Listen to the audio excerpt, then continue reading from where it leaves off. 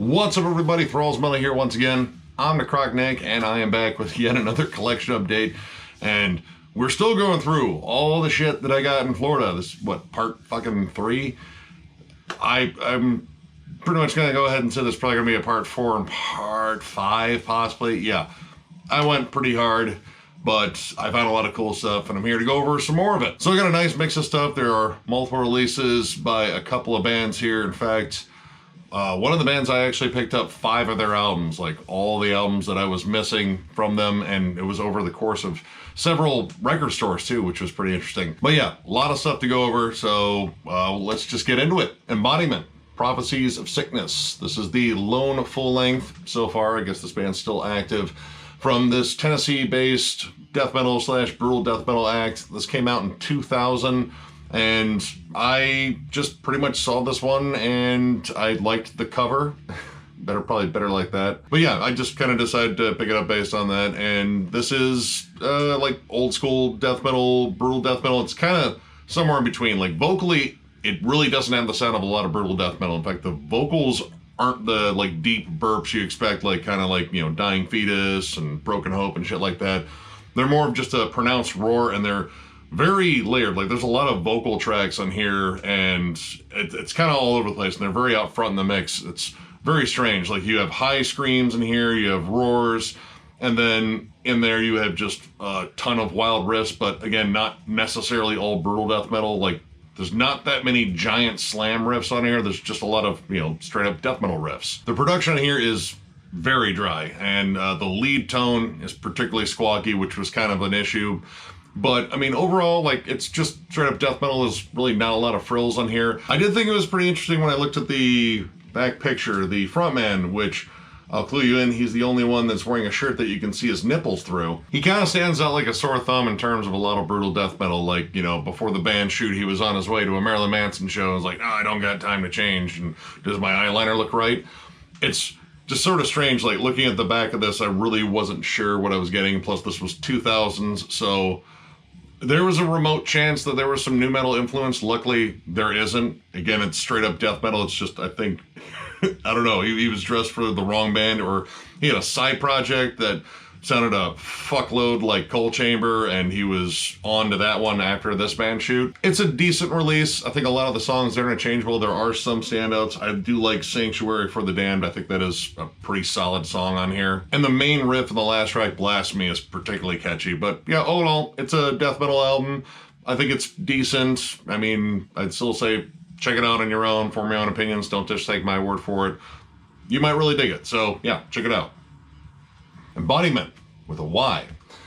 Brace the Eternal. This is the debut full-length from this Texas-based then death metal act. They kind of moved on to like more of a deathcore sound, and then much later on turned into like alternative metal / nu metal. I have one of those albums. It's called Hold Your Breath, and it's okay. But this is the one I've been looking for. I'd actually jammed tracks off of this for fucking years. It was on samplers from Solid State, which, yeah, this is a Christian death metal band, and holy shit, they're really fucking good.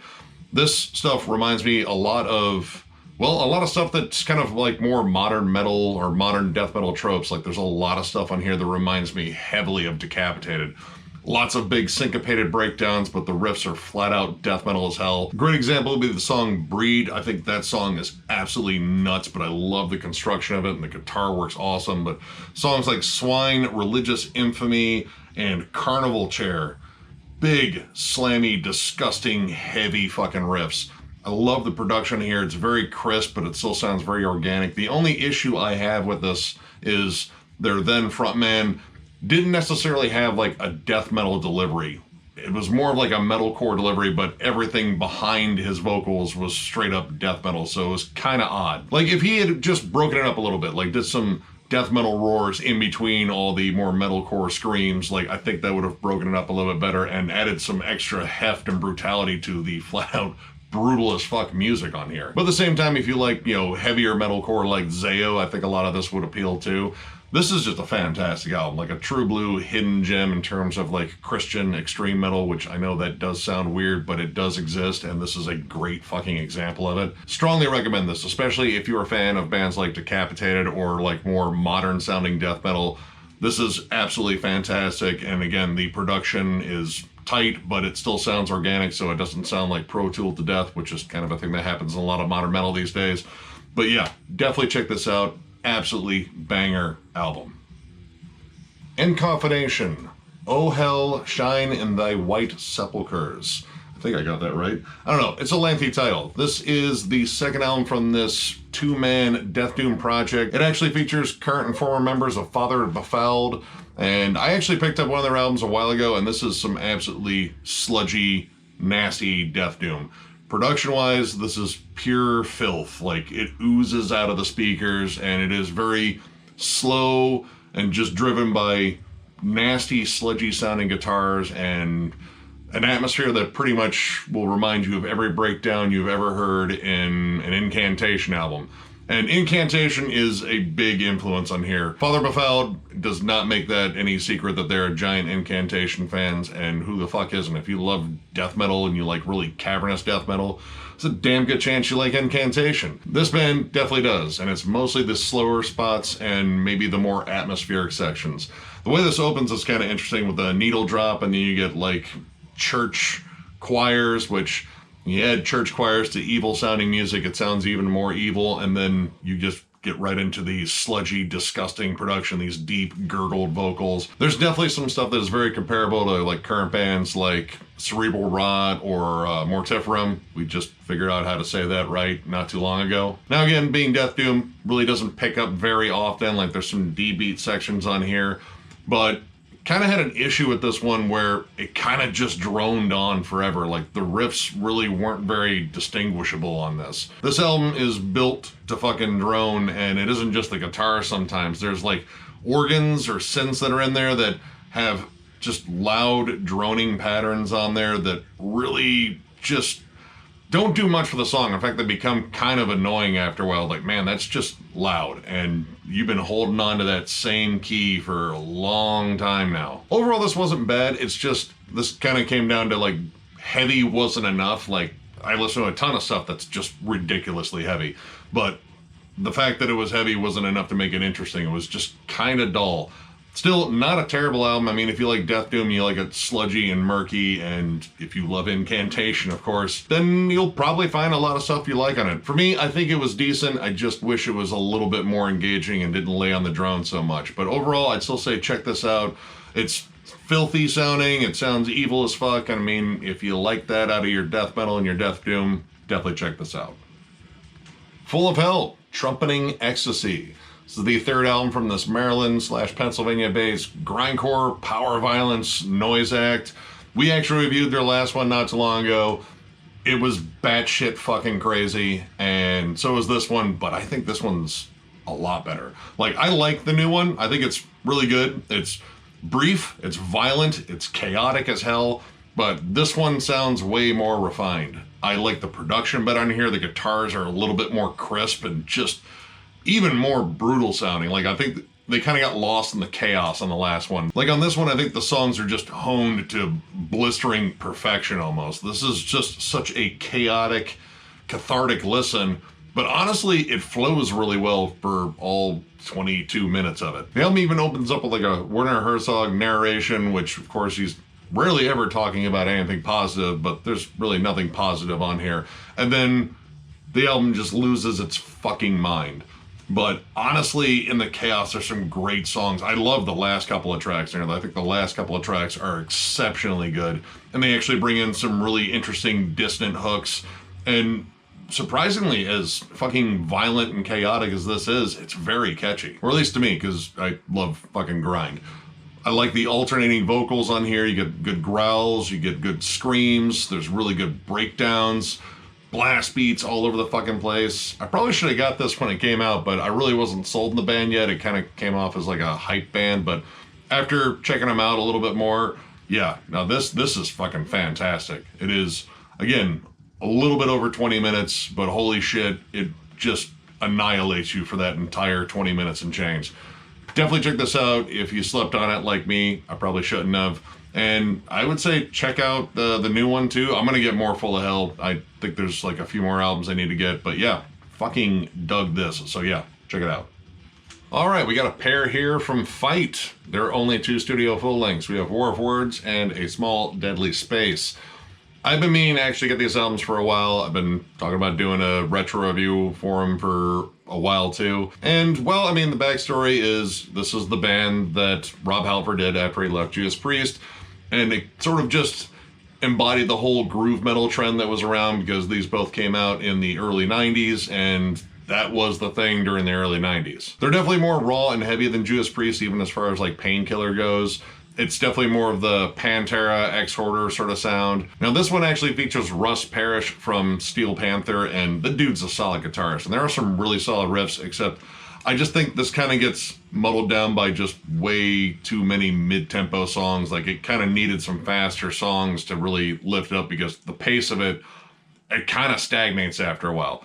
I mean, there's definitely some songs in here. I think Into the Pit, the opening track, is a really good one. And I heard Immortal Sin forever ago when it was on Headbangers Ball, and it's a catchy song. And it was cool finding out that the bassist is actually a Toledoan. He's a tattoo artist now, JJ. He's actually from here. He does really solid artwork, and these are like his 2 big claims to fame. I think he did some stuff with Halford later, but in terms of music, yeah, he's a solid bassist. And his bass tone on both of these is very audible and very just nasty and aggressive sounding. Now this one really kind of got hung up on just the slow groove. In fact, this almost turned into a sludge album. Like there's some stuff in here that's maybe more comparable to like Down versus Pantera. I don't know. I'm kind of a mixed bag in both. I definitely want to listen to them more because eventually we do want a retro review, so I'm going to keep this one short. But I did pick these up. It was just time, and plus they were in the used bin and they really weren't that expensive. So yeah, it's an interesting little footnote in Rob Halford's career, though not as interesting as Two Voyeurs, which if you've heard that album, that's probably the most un-Halford thing that he ever did. But even that still has its moments. I don't know, we might do a retro review of that one too. It's just sort of an oddity. But yeah, check both these out. I mean, it's not Judas Priest, but it does have its moments. And I do think this one might be a little bit better than this one, but I don't know. We'll go over that in a retro review someday. But yeah, check them out. All right, another pair here from Flotsam and Jetsam. We have Unnatural Selection, and we have The End of Chaos. This is their 7th album, came out in 1999, I believe. And this one came out in 2018, and they could not be any more different, albeit, you know, the same singer. Eric A.K., awesome fucking vocalist, though woefully out of place. All right, the 90s era Flotsam and Jetsam, so far from what I've picked up, has not been very good. They were kind of lost in trying to keep up with trends, and this one... oh man, this one was kind of tough to get through. Down-tuned guitars, kind of new metal-y, groove metal sort of riffs, and just kind of lackluster songs. The production, they definitely wanted to go with a more raw sound because that was kind of the thing in the 90s.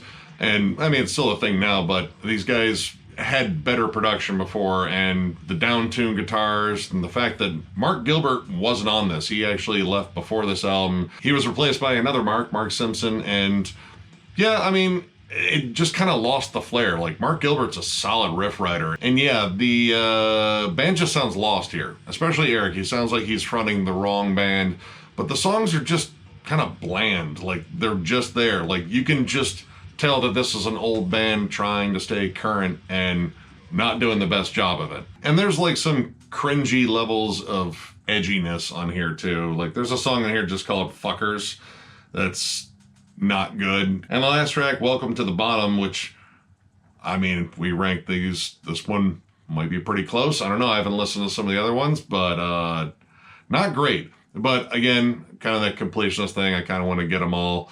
And this helped me kind of get through it because holy shit, this album whoops ass. We reviewed their last one. I think that's a killer album. This one might be even better. I think this is just a intense one. These guys recaptured the fucking fire. The riffs are fucking killer. Eric, again, just sort of unnaturally good. Like you think his voice would have weathered down from all these years of just, you know, singing his guts out. But holy shit, he sounds fucking incredible on here. And hell, he even delivers some slightly more like aggressive, raw vocals on Architects of Hate. But man, this is loaded with thrashy bangers. The drum work on here is fantastic. Of course, Mark Gilbert back at the band, and with that, you have awesome riffs, awesome melodies. This whole album, really fucking good. The only thing I can say about both of these is they gotta work on the album art. The album art is not great on either one of these, but the music is great on here, and the music exists on here. Either way, I'm glad I picked up both. Well, I mean, mostly glad I picked up this one, but I have this one now. So yeah, if you're not familiar with Flotsam and Jetsam, strongly recommend this one. Go into that 90s era with caution. It seems like it's a mixed bag. I think there's still some I'm missing in that era, and I'll probably fucking get them. But yeah, definitely check them out. Flotsam Jetsam's awesome, and on to the next one. Funeral Pyre, Wounds. This is the third album from this California-based melodic blackened death metal act. I actually went over one of their albums, and an underrated albums, it's probably blackened death metal, and I believe it was their album, The Nature of Betrayal, which that was the first one I ever picked up, and I really enjoyed it. And this one is actually a giant improvement on everything I liked about that one. I thought the production on that one was good. The songwriting was furious, but, you know, sometimes it felt a little off. This one, I think they just kind of honed in everything they were good at and just got better at it, which is pretty ideal in terms of, like, you know, getting into a band. You want to hear them progress from album to album, and this one definitely shows it. I think the melodies are much better. There's definitely more of a focus on black metal in terms of the atmosphere, how cold it sounds. This one feels way more just dark and foreboding, and actually maybe a little bit sad too, especially the title track, Wounds. The isolated guitar melody that starts it off is just very cold, very dark, and kind of doomy in a way, and it definitely gets doomy and more gothic towards the end. I just think they really expanded their wheelhouse and really went for the melodies on this one, because this is a very catchy album. The melodies on here really catch my ear. The lead work, it's kind of hit or miss. Like, sometimes they really write a really good lead that complements the song well, and then sometimes you get like a solo that's just unnecessarily squawky and shreddy, and it doesn't really fit. But overall, I think this is a pretty badass album. I think I'm only missing their debut so far. This band's been inactive for a long period of time, and hopefully they get back to it, because I think as they kept going, they kept getting better. But I'd say if you like your blackened death metal a little bit more on the black metal side, and you like it far more melodic, I would recommend checking this out. Check out their other albums too, but I think so far it's between this one and Vultures that I really like the most. But yeah, definitely check this out. Solid album. Gack Fix. This is the lone full length from this groove metal act that featured members of Defiance, MOD, and Laz Rocket. And yeah, this is just, well, like every groove metal band you ever heard in the early 90s. I picked it up on a whim. I saw it was sort of a rare album, and it really wasn't that much. That's probably a good reason, because this just sounds like generic groove metal. Like, literally, if I had heard this before I ever heard like Pantera or X-Hoarder or like Machine Head or any of that shit, I probably would have loved it. But I heard all those bands first, and this kind of comes out as a second-rate, maybe even third-rate groove metal act that I don't think anyone cared about. Probably didn't help that it has this extra cringy cover on it too, and their name is just well, it's another dumb name for fucking Coke. Like, I just wonder what the fucking meaning there was. Like, what are we gonna call the band? I was like, oh man, what was that fucking stupid name we had for fucking Coke? Gack. There it is. Let's just call our band Gack. And that was probably it. And then they found a nice cover that they had to censor of some dude shooting shit into his fucking foot. Maybe they like the cover to Vulgar Display of Power. I was like, you know, I like the black and white motif, but it needs more heroin or whatever he's shooting in there. I don't know. And not only is there like generic groove metal in here, there's also generic kind of grunge metal on here too. Like, it has like a little bit of the Alice in Chains. So pretty much just like generic Pantera and generic Alice in Chains kind of combined. And it's pretty much one of those like, ooh, I like Alice in Chains and Pantera, let's go out and get that. It's like, no, we have Pantera and Alice in Chains at home. And it was this album, and the kid was disappointed. Really not much else to say about this. This was just a listen. Like, I heard this. I really didn't get into it, and this feels horribly dated. But, I mean, I still recommend checking it out. Of course, form your own opinions. It's, you know, just not my thing, but it could be yours. I don't know, and I won't judge. I don't know, I might judge a little bit, because I think you can do a lot better. But still, check it out, and yeah, it's an album. That's about it. Check it out. All right, it's time to get into the band that I got 5 albums from, and that band is Galactic Cowboys. This is their 3rd album, Machine Fish. I actually own their first 2. I really like their first 2. They're self-titled and Space in Your Face. I've had those since I was a teenager, and loads of just fun, catchy songs. They kind of walked a line between thrash metal, groove metal, progressive metal, alternative rock. It was kind of a hodgepodge of a lot of things, and there was sort of like a tongue-in-cheek, sort of endearing thing about them, like they were kind of goofy, a little bit cheesy, like maybe kind of that same sort of like vibe you would get from like Primus, except Christian and more lighthearted and less weird, I guess. I don't know, they were still weird. But over the course of going through like multiple record stores, I saw their albums, and I started with this one because this is the one I actually had heard the most of. And this was their 3rd album again. And this is the one where they lost their guitarist initially, Dane Saunier. He left the band and they got in one Wally Farkas on guitars, whose style is definitely different. Dane was definitely more of a thrash metal guy. Like, he loved big, chunky riffs, lots of like, palm muted thrash riffs. I think Wally was a little bit more on the alternative rock side. And this album is kind of all over the place. The production is loads different than the early ones. This is a little bit more like chunky and kind of muddy. Like, it's not the best mix, and I believe that was because the drummer took over as the mixer and master, and they started doing a lot of stuff in-house in here. But this has some really interesting songs on here. They still have their knack for writing just catchy, strange songs, especially the song Fear Not, and surprisingly Easy to Love, which is kind of a ballad, but it's really just a flat-out catchy song. And I don't know, it's kind of that like 90s alternative sort of like catchy. Like, this came out in 96, so it was still kind of during grunge's, well, like kind of the tail end of grunge's big boom. So those songs were still kind of in my wheelhouse because I was still a big grunge fan at that point too. It still has like its thrashier moments, but I think this one they kind of just embrace being weird. I really like the song Psychotic Companion. It's one of the longest ones on here, and it has this big bending, sludgy bass lick that kind of carries the song. And their bassist, Monty Colvin, I believe is his name, awesome fucking bassist. This one's definitely a bit long, and you're gonna hear me complain about that in the other ones too, because they wrote long albums. But I like the variety on this one. Like, the songs can be wildly different from one another, and there's kind of like a wacky, zany sort of thing. I don't even like using those words because they sound cheesy, but this is kind of cheesy, but it's a fun cheesy. Like, everything on here is better than the album cover too. Holy shit, this is a bad album cover. Like, this is a Photoshop fucking nightmare. Like, I can't even tell that that's a Machine Fish. That just looks like a blob. I don't know. It looks like someone's screensaver that they photoshopped a terrible picture on top of. I don't know. It's bad, but honestly, I kind of dig this one. This one's a pretty fun album. So after that, they put out The Horse That Bud Bought. This came out in 97, literally 1 year later, and it is just as long. It's over an hour once again. So these guys are just fucking tool shedding fucking songs, and I don't even know if they got around to touring. It just seems impossible, the amount of shit they wrote, unless they had just stockpiled these all over the years and like, all right, let's just keep releasing them one after the other.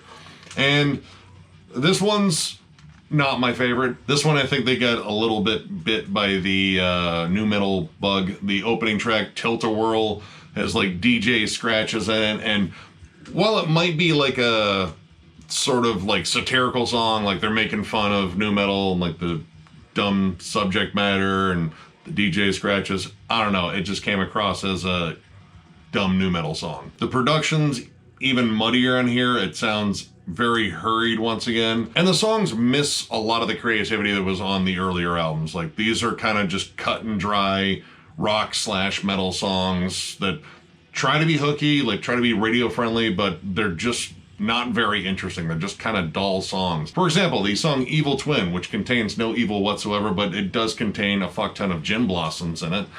It's just sort of a second-rate, like, just grunge song that you would hear on the radio and go, that was okay. There are some heavier tracks like The Buzz, which is like really short. God, let me see. Media Slant, Tomorrow, a little bit heavier. The song Breakthrough on it, I swear the main riff in there is very similar to the song Monkey Wrench, which And this could be kind of comparable to Foo Fighters in some respect, though I think for the most part it's a bit heavier. But I do have to say there are some really catchy songs here. The last track, My Life, I think is particularly good. It's a very earnest, heartfelt song, and it has a really great melody. And I really like the song Ribbon too, which both of these songs are a bit softer than most of the stuff in here, but honestly, the full tilt rock ones really weren't working. This is a band that didn't necessarily fit in very well anywhere, like already, like from their inception, and it sounds like they were trying to fit in different little genres here, and it just was not working. But again, wasn't without some moments on here, but this one's it's okay, but I still recommend checking it out, much like I recommend checking out all these, and of course there will be links down below to whatever I can find. But this one's it's okay. There's a couple of songs that are definitely worth checking out though. And then we have their fifth album, At the End of the Day, which came out in 1998. So 3 albums in 3 years, and all 3 albums are over an hour long. So that's a lot of stuff. This one is a little bit better. I think the production's a little bit better. I think the songs might be a little too focused on being poppy, but I think they get a little bit more adventurous. There is a big 7-part like opus. I mean, they are broken down into 7 tracks on here. The Machine Fish Suite, which I don't know, it like definitely tells like a story, and I think they go through a lot of different, you know, styles. Like there's punk, there's thrash again, like some of the thrashy stuff does come back out. There's also more like moody kind of Pink Floyd-y moments on there. There's even some synth work, I believe. It's interesting. I think the songwriting is definitely better than the last one. But again, it just feels like it's trying way too hard to be accessible. And again, the bloat. There's so much stuff here, and not all of it's good. Like if they trimmed these down substantially, these probably would have been, you know, a little bit more listenable. As it stands though, these last 2, kind of a chore to get through, but sifting through it, you still find some cool gems. Like I really do like part F of the Machine Fish Suite, Ranch on Mars Part 2, Set Me Free. I think it's a very catchy song, and I like the kind of sleazy, bluesy riffs that are in there. And I really like the hooks in Young Man's Dream and Ants. But again, this is just too much shit on here, and a lot of it feels like filler tracks. But again, like the other one, I recommend checking it out. There are some damn good songs here. It's just you gotta sift through a lot of just extra stuff, which that trend will continue with the next one that I go over by this band, which would be their 6th album, Let It Go, from 2000. Holy shit, they waited 2 years to put out an album this time. That's super long. Now from Machine Fish on to this point, they were on Metal Blade Records. This is the last one they did with Metal Blade Records before breaking up, and this one's decent too. I feel like the vocals kind of changed a little bit in here. They started doing a little bit more like an Alice in Chains sort of like harmonizing. Like they always had big harmonies, and they were generally pretty damn catchy. Well, all right, maybe not in the last 2. I mean, they were still catchy on there, but I was just bored by them. But they sound better on here, and they sound a little bit more Alice in Chainsy. And, well, this one's another one that just has way too much stuff in it. There's an intro track that has this cringy hip-hop intro. It's like watching your 65-year-old dad do fucking Snoop Dogg at karaoke in front of all your friends. I think you'd just rather die. I don't know, your dad might be cool, but I'm pretty sure there's somebody you're going, yeah, no, that would be nightmarish. But yeah, that does go into a pretty good rocker of an opener, the song Tim. I think there's some good songs in here once again, but again, the bloat. That is just sort of a theme, and it really wasn't a big theme on their early albums. They actually had those a little bit more concise. Like they were still long, but the songs were definitely way more interesting. These, they kind of just went with, you know, fun, kind of safe rock songs. A lot of this is kind of just easygoing rockers that are just very safe. Again, it does have its heavier moments. Disney's Spinnin', Internalize, pretty heavy song. But there's a lot of like studio excerpts and like samples and I guess skits. I don't know why they're there. To pad out the length of an already long album is kind of an issue. But there are 2 songs on here over 10 minutes, and I have to say one of them is really good. Swimming in December is a very lush, kind of like easy proggy jam, and I really like the synth work on it, and the melodies are really fucking good. And the whole vibe of it is carried on well with the song that follows it, Song for Sibbo, which is just a kind of synthy melody, and honestly, it just sounds really warm and inviting. Like, I kind of like the spaciness to it. But the last track, The Record Ends, is fucking irritating. It's maybe 5 minutes of a song, and then they just make as much fucking noise as possible. And that's how they went out, because they broke up after this album. And what an irritating end to this album. And honestly, there's some good stuff on here, but that ending is fucking irritating. It goes on for like fucking 6 minutes, and it is just obnoxious as fuck. I don't know. But this was the last one for about 17 years until they released the one that I'm going to go over next. But yeah, check this one out. Again, some really good songs. Kind of the theme here, a lot of filler. But still, check it out. So as I said, 17 years later, we have Long Way Back to the Moon. First one in 17 years. They did break up and reform and then break up. And I think they finally got back together like a year before this came out and started working on it. And honestly, this is the best of them that I picked up, I think. Like, I love the first two. This is closer to that.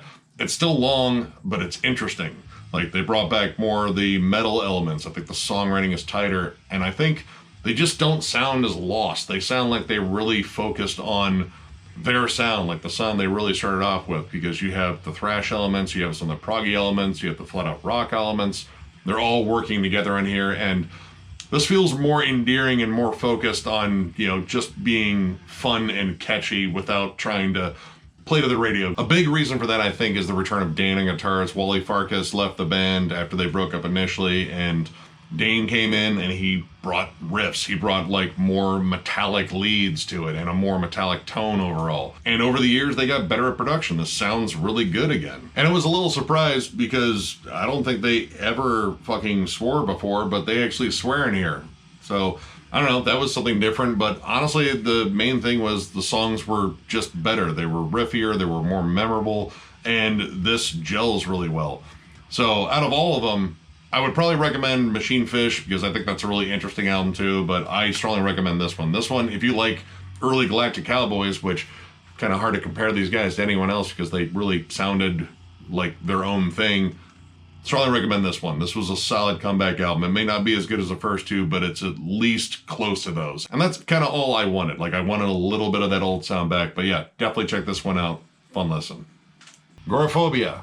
Vile Beast of Abomination. This is a 2007 compilation of, let's see, I believe it's the first demo, Morbidius Pathology, which came out in 1990, and their first EP, Omen of Masochism, which came out in 1991. Now, this was a Philly-based death metal act, actually featured Alex Books, who is currently in Immolation and actually spent time in Incantation, and I can see why, because holy shit, this guy's riff work is literally perfect for both of those bands. Now, this band kind of has like an odd timeline. Like, they had this early stuff out in the 90s, and then I guess they went defunct for a while, and then came back in, I want to say like 2008, 2009, put out 2 albums, and then they quit once again. And sound-wise, very similar again to Incantation, Immolation. It's that dark, dingy death metal, kind of bordering on death doom. So these guys throw in some thrashy riffs every now and then, but most of the time was about that bleak, nasty atmosphere. Now, the EP in here probably sounds the best out of the two of them. Like, the demo is definitely way more raw, a little bit more muddy, but the EP sounds pretty well produced. Now, this also might be remastered, but they both sound gritty in their own right, and it's, again, that sort of almost cavernous death metal.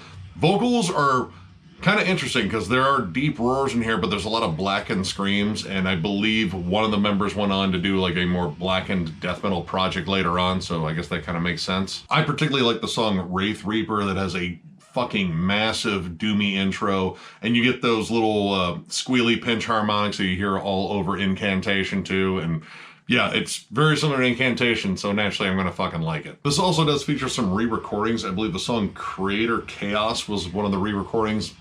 Whether or not it is, I absolutely love the giant size breakdown that is on that. It is probably one of the heaviest moments on this entire album. But I have to say, the demo, well, it definitely sounds like a 90s demo. Like, it's not, again, mixed very well. It's more muddy sounding.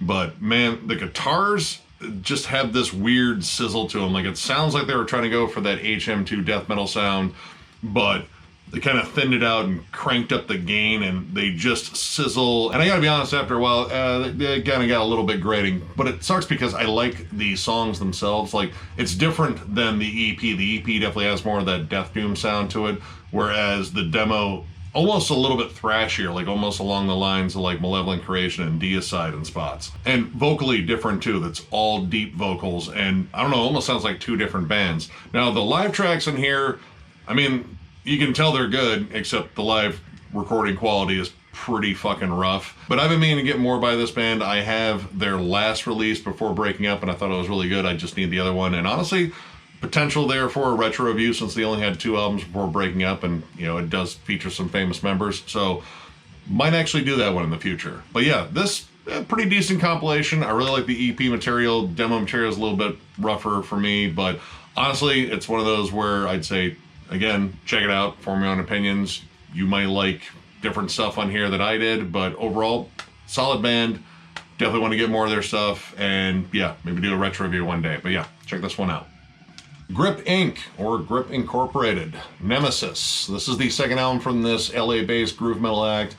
I had heard about these guys for years. I had meant to check them out just because Dave Lombardo from Slayer actually joined this band after he left Slayer again in, what, 1992, 93? I don't know, whenever he left the band, because once again, Slayer kind of screwed him over a lot. It's sad, his history with the band that he is often associated with is kind of a mixed bag, but this was kind of an interesting project. I've been meaning to actually check out this band for years. I just never got around to it. I knew about their existence pretty much since they popped up because, again, Dave Lombardo, but I had never actually purchased their albums until now, and this is, you know, pretty interesting groove metal. There's definitely a lot more going on just in terms of like the type of groove metal. Like, this isn't just jockeying Pantera left and right, though there is a bit of that. The songs kind of pull from some different camps. Like towards the end, the song Code of Silence or Myth or Man, or even Rusty Nail, which I believe was a single, kind of sound a bit like Killing Joke, except a little bit more metal focused, like not so post-punk. But at the same time, you still get like the Pantera squealing chugs, and I think the guitar tone's pretty similar, especially in Portrait of Henry, which is, I don't even think 2 minutes long, but pretty thrashy track. And I gotta say, the intro to Scream at the Sky is kind of Van Halen-ish. Like, there's something about it that just kind of reminds me of like early Van Halen. But as much as like there's a lot of variety on here, and that actually kind of keeps it interesting, plus Dave Lombardo's drumming is excellent on everything that Dave Lombardo's ever drummed on, at least in my opinion, there isn't a lot of cohesion here. It sounds like a lot of different ideas pulled from a lot of different camps, but it doesn't necessarily gel always. But for the most part, I think this is pretty good. Like, I was kind of shocked. Like, I expected this to be kind of generic just because, well, there was a lot of groove metal that was generic. There was a lot of good groove metal, I think, but there was a lot that were just like, man, this could not be any more bland if it tried. And thankfully, this is not that. This is a pretty interesting listen. It's varied up. It's not just recycling the same Pantera and X-Order riffs. This actually had kind of its own flair to it. So yeah, I think I probably will get some more Grip Incorporated. And, you know, this band isn't around anymore. Sadly, their frontman passed away.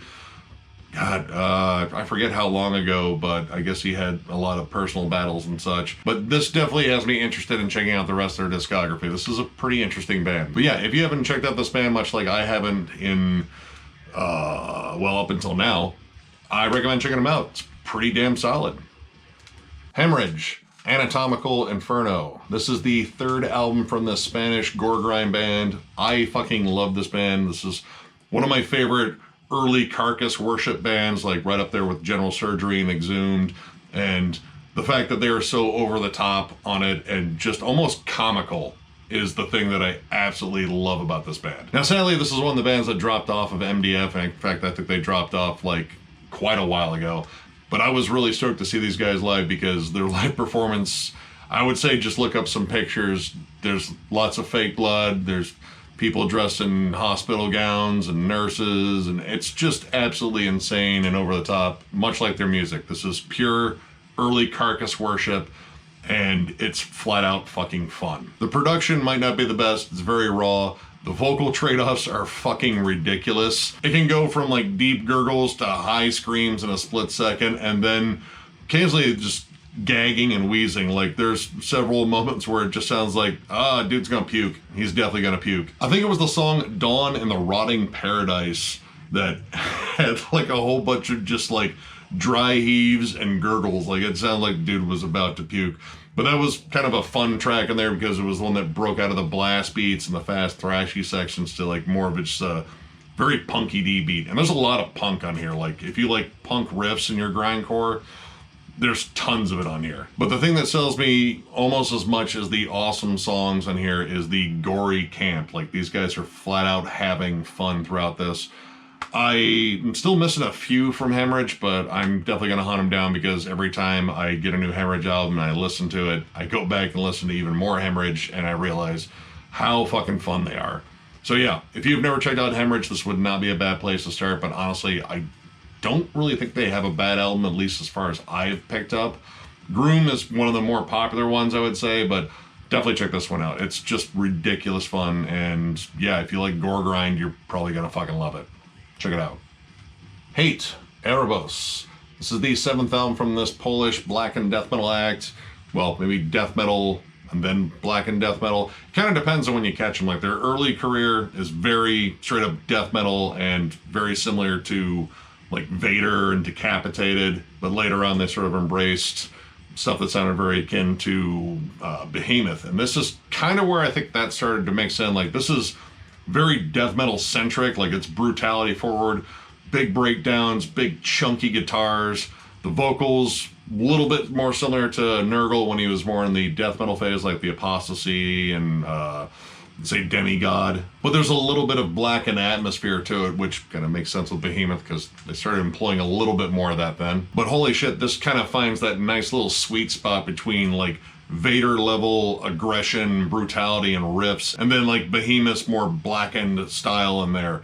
This is just flat out disgustingly heavy, and I pretty much loved everything I've heard from this band. In fact, I would say they're like kind of like that secret weapon in Polish death metal because everyone seems to look at, you know, Decapitated or Behemoth or Vader more. These guys are great on their own. We reviewed Rugia last year, and that was an absolutely killer album. It was close to making my year-end list.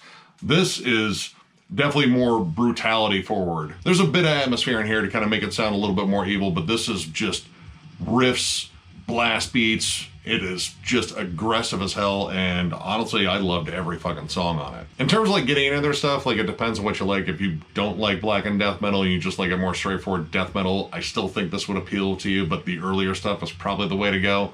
But if you like black and death metal, I would say like from this on, it definitely gets way more blackened, and it never sacrifices brutality. Like, you're gonna find ridiculously brutal tracks on every Hate album. That's pretty much guaranteed. So yeah, in short, I'd say just check this one out, and honestly, if you like this, whether you move forward or backward in their discography, I'm pretty sure you're gonna find some stuff you like, because this band's just fucking awesome. So yeah, check this one out.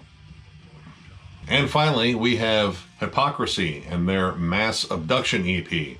And I'm gonna get this thing out because this was kind of an interesting thing that Nuclear Blast did back in 1995 when this came out, because this was the first one they did. This is one of those CDs that's in the shape of something other than a CD, but you can still play it. I was always nervous about putting these things in a CD player because I believe Dimmaborger had one as well, and I didn't get that one just because I didn't want to put that in the CD player in my car and have it never fucking come out again because it got caught on these weird edges. But as far as like me getting this, there was really no point because I have like all the tracks except for one on here, but I kind of wanted this weird little novelty CD. It has 2 tracks from Abducted, both of them really good. Roswell 47 carved up. I mean, those are pretty big tracks there, especially Roswell 47.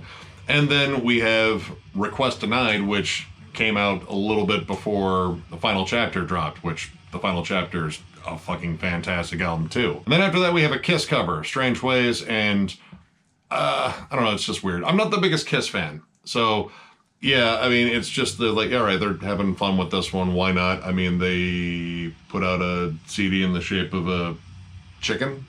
I think it's a chicken. It's supposed to be a chicken. It's a chicken. And I got this because it's a novelty. It really is, just because, you know, all the stuff that's on it I pretty much have, minus the Kiss cover, which didn't necessarily need, but I have it now. And it's just weird to see these things again, because this was the first one they did, I believe. Like, after this, they did the Dimmaborger one. I think there's some other ones. I can't think of which. But I had other CDs in this shape, and anytime I put them into a CD drive, I would just hear grinding noises like, ah, fuck, I broke it. Luckily, my disk drive had no issue with this one. It kind of made some weird noises, but it ripped it and I got it out of there, and I'll probably never put it back in any disk drive again just because kind of unsure. But yeah, not the most necessary release from Hypocrisy, but if you're a collector, these things were kind of a weird little point in history where they were just kind of fucking with CDs a bit, and it's just kind of fun. But yeah, I'd still say check it out. I mean, just check out Abducted and the final chapter. I mean, the Kiss cover you can look up, but that's, again, more of a novelty, much like this oddly shaped CD. But yeah, check it out. It's weird, but, you know, just kind of interesting. All right, that knocks out another chunk of the Florida trip. I got to get down to the next one. There might be another one after that. I don't know. It depends on how I break these up. Like, they could be a little bit longer. Well, actually, they have been a little bit longer. So, yeah, just pretty much get used to this length for at least this period of time. And maybe the next one after it. I don't know. I've received a lot of music here lately, so yeah, there's a lot of stuff for me to go over. But I found a lot of cool stuff, and I've been pretty happy with this haul so far. So, if you enjoyed this video, give it a thumbs up. And if you're new to the channel, subscribe, because we do stuff like this all the time. We are also on Patreon. If you'd like to help us out there, there'll be a link down below. We're going to start adding some stuff probably after we get back from MDF, which we are definitely looking forward to going and telling you guys about how awesome it was and how sad it is that that might be the last one, but keeping our fingers crossed for the future on that one. There's also a link down there to thrallsmetal.com if you'd like to get one of our t-shirts, and there is a link to our Denver Death Fest thing, which this is for the bands to go on. Click on that link if you are interested in joining this festival. All you have to do is fill out a little form, an EPK, which, again, I don't know exactly what that is, but I know you have to fill it out in order to get on this. And it will be going on from September 30th to October 2nd, and it looks like it's shaping up to be pretty cool. So I would say get in on this. There's a thing for sponsors there too if you are interested as well. And yeah, we're looking forward to making some future announcements about that. I think we have some bands locked in. I'm reasonably sure of that, but I can't say who they are because I'm not supposed to yet. So I got to keep teasing you guys. But once again, thank you all so much for subscribing, liking, following, commenting, all that stuff. It means the world to us. This is, you know, become the thing that we do. I look forward to doing this shit all the time, and the biggest reason is you guys. You guys fucking rule. So that, I thank you once again, and we will catch you later.